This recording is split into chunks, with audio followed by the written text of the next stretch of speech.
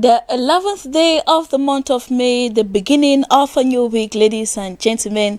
Good evening and thank you very much for joining us on another edition of Viewpoint. Viewpoint is divided into two parts. That is the yes or the no question, and the second part has to do with the debate. As usual, we have guests who are here to give you their viewpoint or their take on certain aspects that we will be discussing on the show. And with us, we have Derek Galim. He is a teacher. Good evening to you, Mr. Derek, and thank you very much for joining us. Good evening, Vanessa. Thank you for giving me the opportunity. It's our pleasure. Manga Venashus, once more welcome and a happy week start. Thank you, Vanessa. Same to you, and good evening to our viewers at home. All right. In a moment, we'll be taking the first part of the show. That is the yes or no question.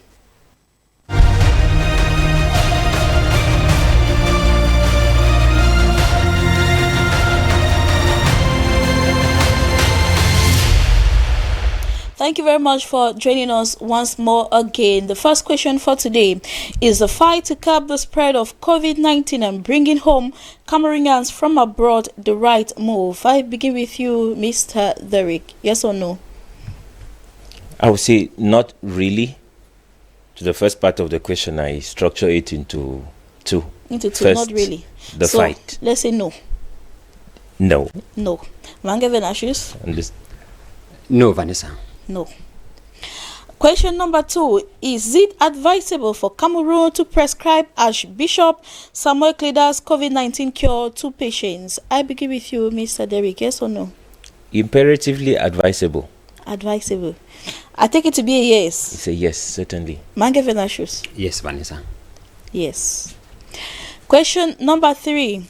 Is the face mask produced by the Cameroon textile company Sikam helpful to Cameroonians? Manga Venashus? No, Vanessa, it is not. It is not helpful.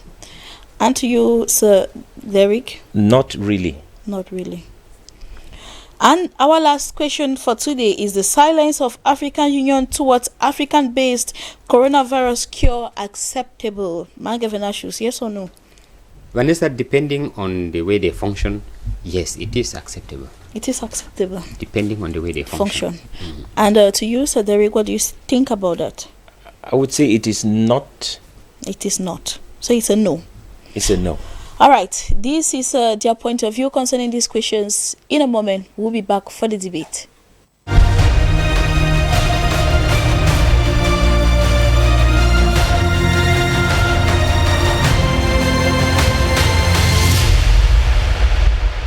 Welcome back. In our first question, we asked whether it's a fight to curb the spread of COVID-19 and bringing back home Cameroonians from abroad the right move.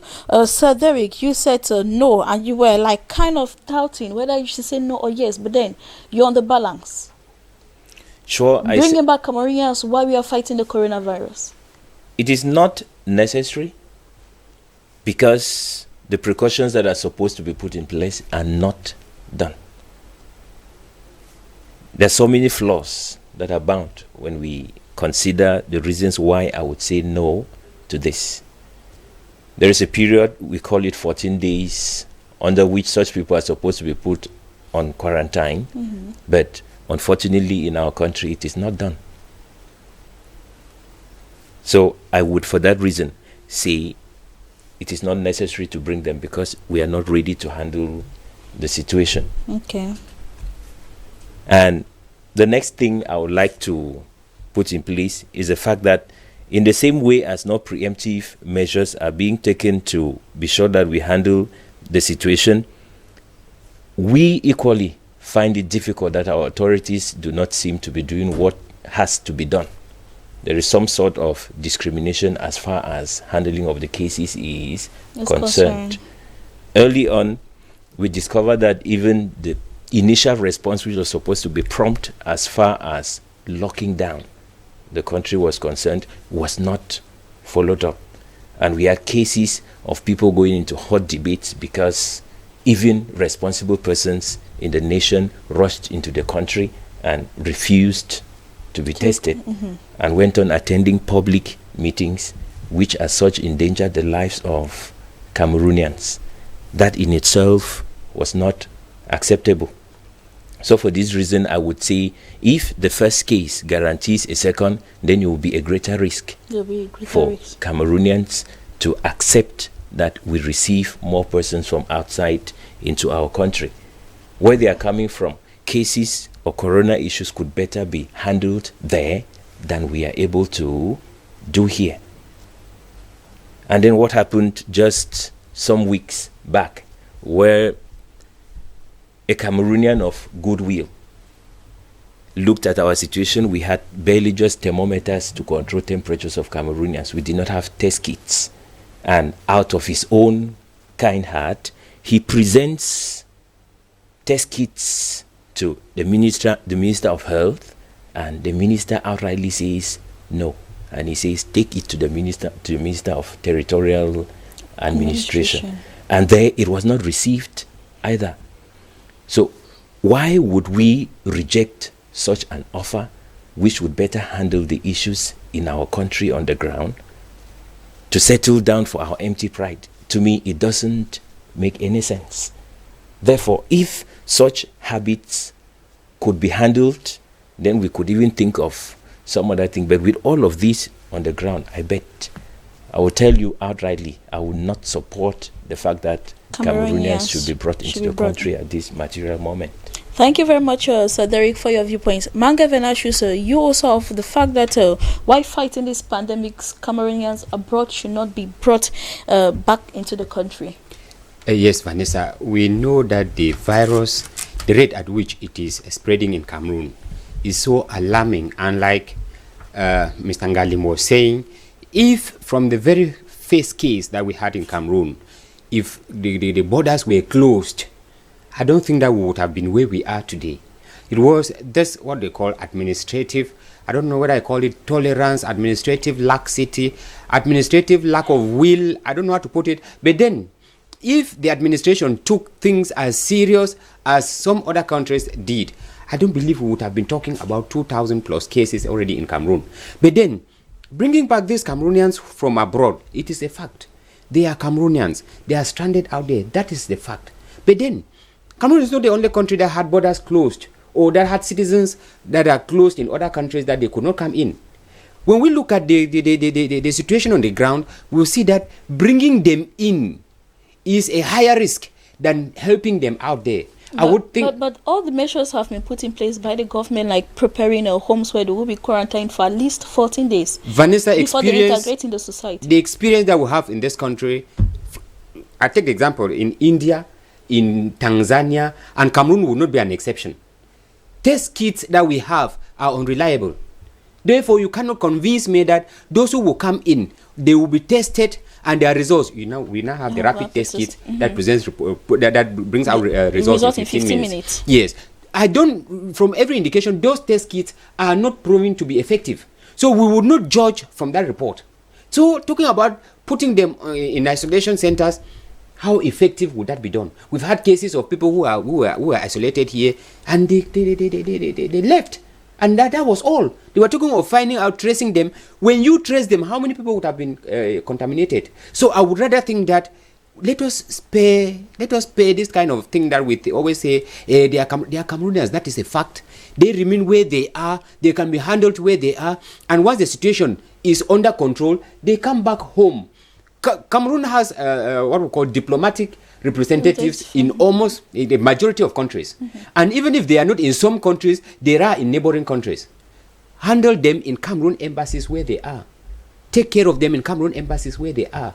Hold them. Let us see how the virus evolves in Cameroon. And then after that, they come in when we are sure to handle the virus. As of now, I would not think that it is a wise decision to bring them home. They are Cameroonians, yes, but the risk that would come in once they come back home is higher than keeping them out there for the time being. We are not neglecting them. We are not driving them out of, no. We are conserving them for the greater interest, for the common good of Cameroonians back home. And in trying to say that the measures of lockdown out there are more greater and far way better than in Cameroon. When we talk of just simple wearing of mask in Cameroon, we don't respect it. We don't respect it in Cameroon. Cameroon was not even in lockdown. We have the news on the air that Cameroon is on lockdown. Cameroon was never in lockdown because activities were going on in Cameroon as usual. If we're talking about lockdown, it is churches. We're talking of schools that were locked down. Markets were open all throughout. Douala 2, for example, they would close maybe some Thursdays and Fridays, and it was just for about 2-3 weeks. After that, the whole issue died down. Life continues as usual. Bars were closed. Later on, they were open. So when we talk of lockdown, you see, it is not effective. So they should rather stay there. We control the situation back home, and then our brothers and sisters come back home, Vanessa. All right. Back away, it's been over a month that Archbishop Samuel Klida came out with a COVID-19 cure to coronavirus. Now, like this, presently, we're talking of about 5,000 recoveries. Is it 500 or 5,000? If I've not mistaken, but then no, what Samuel Kleda said on Friday during a press conference was we have around 500 patients who have recovered after consuming his cure. But the among other issues, we are asking whether is it advisable for the Cameroon government to prescribe these cures to coronavirus patients? Vanessa, there is nothing.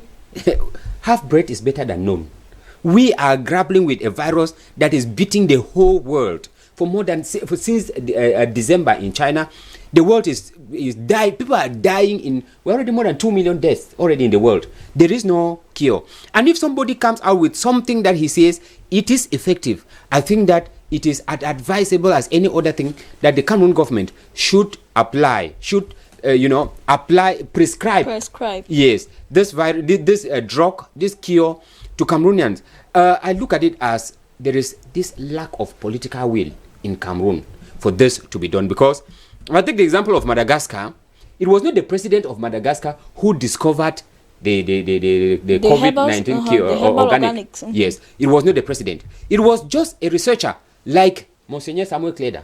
When he discovered it, brought the information, the president of that country, the government of that country, they accepted it. They saw his reason, and the president took it upon himself, sold the idea into the world, publicized the idea into the world, and that's they accepted in theirs. What we have in Cameroon is we have not accepted what we have. Because I remember I was discussing with somebody in the United States, and he was telling me that you people are lucky that you have something to hang on in Cameroon. Here we have nothing. He was talking about America. They have nothing. Which means if Monseigneur Kleda were to be in America, I think that he would have been the first, America would have been consuming his drug already. So it is lack of political will in Cameroon that the Cameroon government has refused.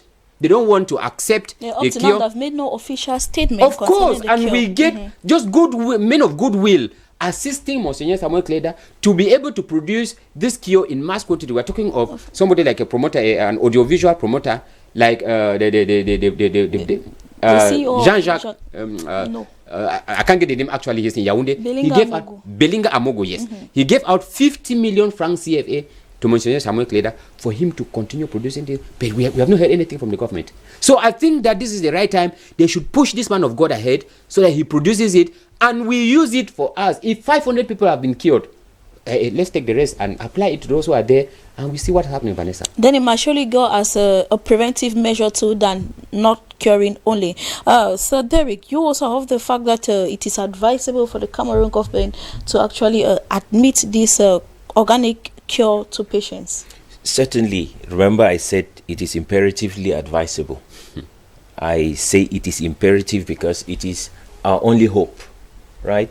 And we are supposed to hang on it with that type of courage that a drowning man is supposed to take when he hangs on the fin of a shark. And the reason is, first, it is curative.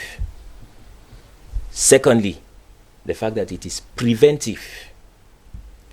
On the third point, the fact that it satisfies everyone. Remember, he gives it free of charge.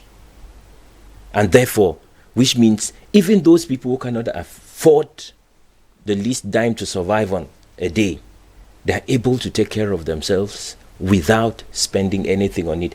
And I would judge that if our government, if they did not have that attitude of, I must be the one to do it, they would have been the first to rush to the clergyman and try to encourage and push in some financial aid to see to it that this cure is produced in such quantity that will be able to satisfy Cameroonians, just like the president of Madagascar did.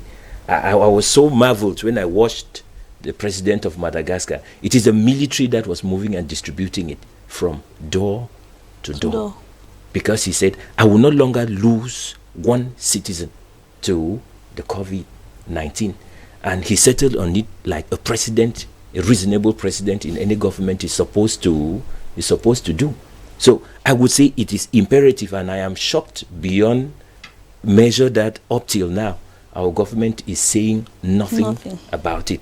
Rather, they are politicizing the whole fight against the COVID-19. So I would still repeat, it is imperative that our government should make this available to all Cameroonians. All right, thank you very much for your viewpoint. The third question for tonight, we are asking whether is the face mask produced by the Cameroon textile company Sikam helpful to Cameroonians? And you said no, they are not helpful. This question comes up as a result of the fact that a lot of people are complaining that it's too expensive. 1,000 francs, 1,500 for a mask, compared to the ones that our tailors do in the market, or even the ones that you could get from the pharmacy. I said those face masks would be helpful if the government, conscious of their duty towards saving life in this country, had pushed in some subsidies into SICAM so that they would produce this in industrial measure, not to be sold to Cameroonians at any cost even, but it was supposed to be a motivation, an encouragement package from our government to all Cameroonians. I picked my shock when I discovered children who would love to put on face masks, but they cannot afford it. They have to go pick the one that has been used and dumped by another person who can afford it. You and I know how dangerous that is to the lives of the young people. If they are doing that because they cannot afford even the ones our tailors and seamstresses are providing to us at 300 francs, is it the price of SICAM that they will be able to afford? I would say no. Still, I would say our government needs to be more responsible. They need to be more responsible. Definitely. Mange Venashus, you said no, and you are supporting the fact of Mr. Galim tonight that it is not actually the fabrics or the face masks produced by this company. Let's say it's not helpful to Cameroonians. Yes, Vanessa, I think SICAM is a public enterprise. It is not a private enterprise, it's a public enterprise, which is believed to be run by the state. It is being funded by the state. If a government company like that produces face mask and it is sold for a particular class of Cameroonians, I tend to wonder where we're heading to. Vanessa, it is no news in Cameroon that the test for COVID-19 pandemic is not free. One, not anybody who rushes to the hospital gets his or herself tested free of charge. Now, the simple mask which a government but there are procedures. Procedures, yes, but the simple Vanessa, it comes to a point where they handle you, where there is, we're talking of outblown COVID-19. In the case of trying to find out what is my situation, what is my state, so that I know what to do, that should have been what should have been done. Yes, it should have been free of charge, testing free of charge, so that we know who is who and know how to handle it. That is why the problem in this country is we did not carry out mass testing. If the government is out telling Cameroonians that wear face mask, when I remember when they were talking about relaxing the rules on drinking sports and other leisure areas, they were talking of imposing that those who get there must wear their face mask. And if a face mask were to cost between 1,300 and 1,500, like is the case with the SICAM face mask, how many Cameroonians would afford? We are talking of people who barely eat, who barely have money 1,000 francs to feed a to day. feed themselves. Then you have 1,000 francs to buy a face mask, which just for you alone. If you have 5 of you in the house, that's already around 5,000, 6,000 something, just for face mask alone. Then tell me how the measure to encourage Cameroonians to wear this face mask will be, will be applicable. I would rather think that would have been the sector. If China was able to handle the spread of this pandemic in their country, it was the imposition of wearing face mask that every Chinese had to wear. If Cameroon could copy from there, I would rather think that the government of Cameroon would have used SICAM to produce the face mask and then distribute it to Cameroonians, and then to him, if nothing is given, you cannot ask anybody from anybody. You ask somebody to wear a face mask, he doesn't have money. Would you blame him? Would you blame her? So how would I buy a face mask from Sikam? 1,300 francs, when just in front of my quarter they are moving about with 150 francs. 150 francs, then I buy it for 1,300 francs. What are we trying to do? And there is this secular information in the social media, Vanessa, that imported face masks are contaminated. So people have this kind of phobia for using this pharmaceutical masks. Correct. So if Sikam is fabricating theirs and then taking it to that height, it means we want to look at the survival of the well-to-do, the survival of the elitist class of Cameroon. So the mask from Sikam is the mask for the elitist class of Cameroonians. It's not for simple you and I who can wear it, Vanessa. Well, exactly, because given that if a household of about 10 people will have to afford for these masks, then just getting a daily meal would be very difficult. Manga Venashus, our fourth question, we are asking whether the silence of the African Union towards African-based COVID-19 cure acceptable. The World Health Organization, first of all, has said it's invalid. And now the African Union is silenced towards this. Yes, What Vanessa, our African countries Vanessa, do, the silence of the African Union, I said yes, that it is acceptable. Acceptable from the point from which they function.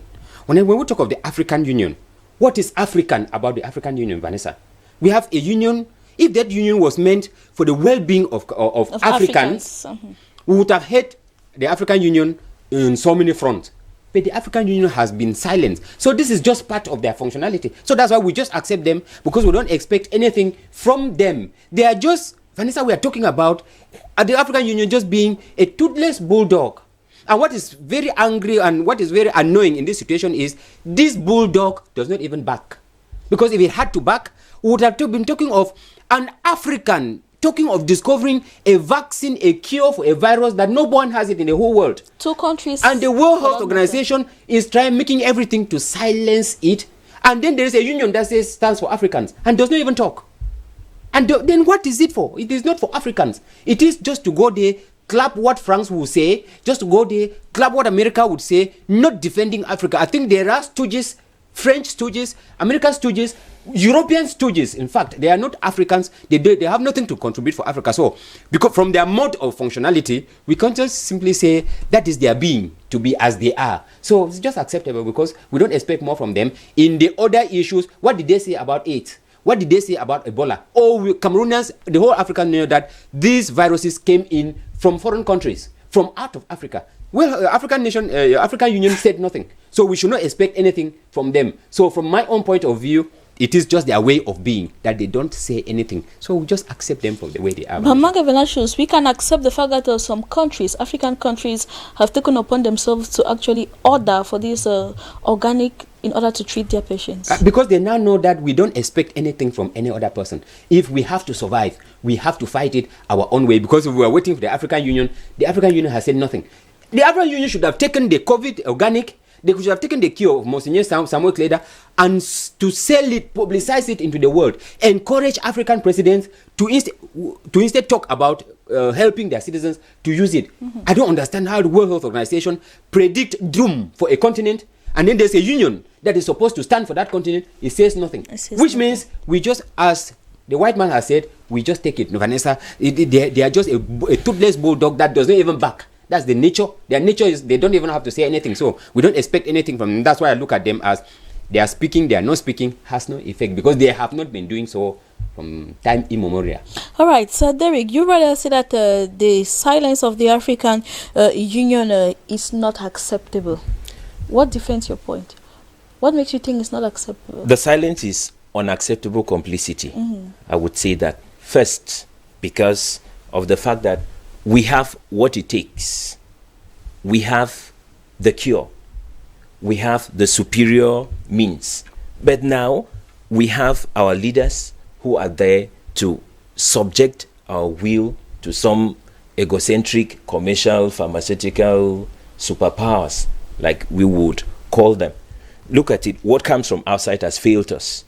The president of Tanzania, I must say, he did a great job by being able to send specimens from 3 non-human aspects to a laboratory, even though he attributed names of human beings and ages. A goat is there, a sheep is there, and then pawpaw juice is the there. fruit. And then they're able to come and test corona positive. What does that tell us? That the West has nothing to offer to us. The outside world has nothing to offer to us. And therefore, we should hang on that gift which God has given us. It is behind us here for free. And the African Union should have been able to tell the world, you have failed us, but we can help you out in this case. So their silence is irrationality to me. That they would stay quiet knowing, okay, I have the solution.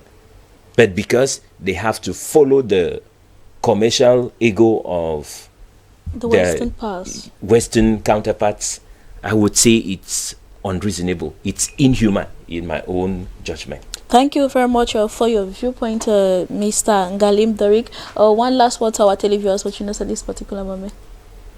Okay, I'd like to tell our televiewers to take their destiny into their hands. We should not always have a personality of listening to what the Western world will tell us. The time has passed. And now we know Africa has all it takes. Let us rise. What of you?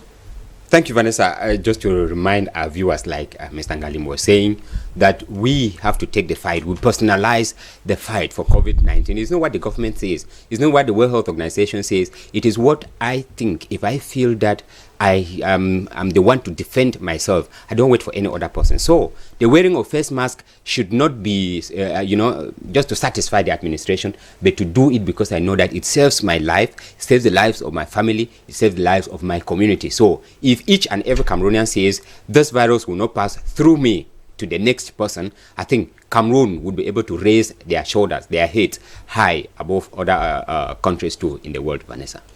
That's it, ladies and gentlemen. Thank you very much for watching us tonight. Do stay tuned to DBS television and continue watching programs as information continues. Until we meet again, do take care and stay blessed. Good night.